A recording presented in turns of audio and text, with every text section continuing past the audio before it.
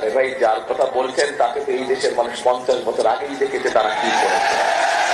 50 বছর আগেই দেখেছে যে তারা দেশের স্বার্থের বিরুদ্ধে দাঁড়িয়েছে। 50 বছর আগেই দেখেছে তারা তাদের নিজের স্বার্থের জন্য এই দেশের লক্ষ লক্ষ মুক্তিযোদ্ধাকে তারা হত্যা করেছে। 50 বছর আগেই দেশের মানুষ দেখেছে যে তারা নিজের স্বার্থ রক্ষার জন্য কিভাবে হানাদার বাহিনীকে নিয়ে দেশের লক্ষ লক্ষ মা বোনের সম্মান নষ্ট করেছে।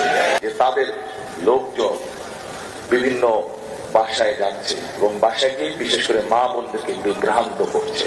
2024 সালের 5ই আগস্ট এই দেশের ছাত্র জনতা, নারী, শ্রমিক, পেশাজীবী সব ধরনের মানুষ মিলে কি করেছিল? স্বাধীনতাকে রক্ষা করেছিল। এই স্বাধীনতা আমরা 71 সালে অর্জন করেছি। কথা বলার অধিকার, এই দিনটা বললাম, ভোটের অধিকার নিয়ে নিয়েছিল।